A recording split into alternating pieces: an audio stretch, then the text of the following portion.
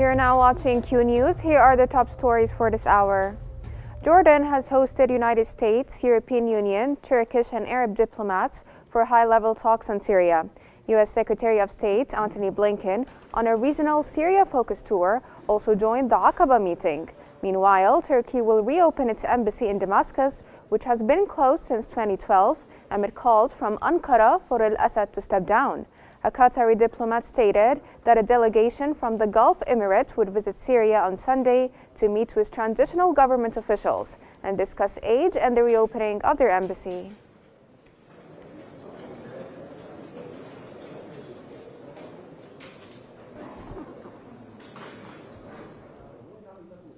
U.S. CENTCOM Commander General Michael Kurilla has visited Israel for discussions with Israeli military officials on Syria and other regional developments. Kurilla met with Israeli military chief Herzi Halevi and Defense Minister Israel Katz, stressing the need for coordination following the end of Assad's 50-year rule.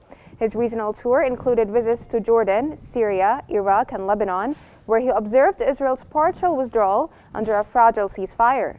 Meanwhile, Israel's Gaza campaign continues amid international criticism and accusations of genocide.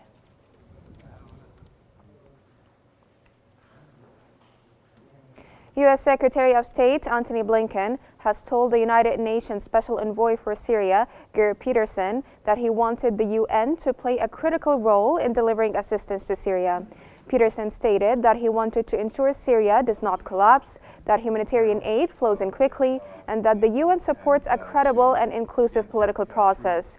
Meanwhile, Blinken is touring the Middle East to establish a united front with Arab and Turkish allies on a set of principles that Washington hopes will guide Syria's political transition, including inclusivity and respect for minorities. To the provision of assistance to the protection of minorities. The UN Special Envoy to Syria, Geir Pedersen, has called for a genuine political process to unite all Syrian factions. He further emphasized the need to preserve state institutions and expedite the delivery of humanitarian aid to those in need. Meanwhile, Syrian state television announced the collapse of Bashar al-Assad's regime, broadcasting a red screen with the message declaring the victory of the Great Syrian Revolution. This development follows 11 days of intense clashes between Syrian factions and the military.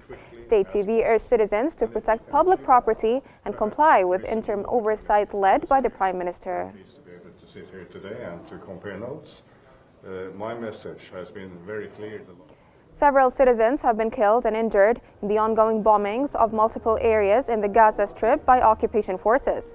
In Jabalia, 4 members of the Saadallah family were killed in an Israeli airstrike on their home, and 2 others were injured in a raid on a house in Jabalia al-Balad. 2 people were killed and others injured in an attack on Yafa School northeast of Gaza City. A woman was also killed in an airstrike on a displaced persons shelter south of Qnews.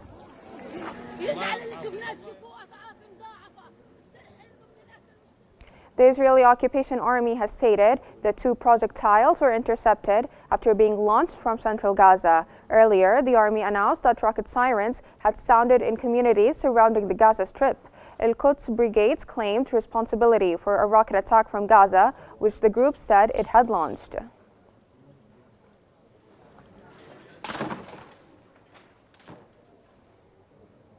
Israeli attacks around Kamal Adwan Hospital in northern Gaza have injured 3 medical staff overnight and caused damage to the facility.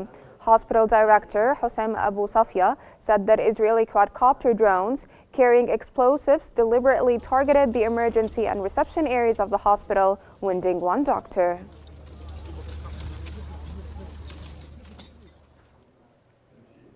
South Korea's impeached President Yoon Suk-yeol has vowed not to give up and said he would do his best until the last minute for the country. Yoon was impeached today in a second vote by the opposition-led parliament over his short-lived attempt last week to impose martial law, a move that shocked the nation and split his party.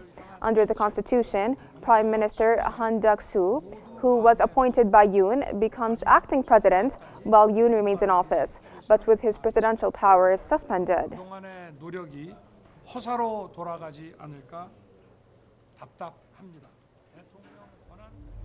This concludes our top stories for this hour. Thanks for watching and stay tuned for more updates on Q News. Syria.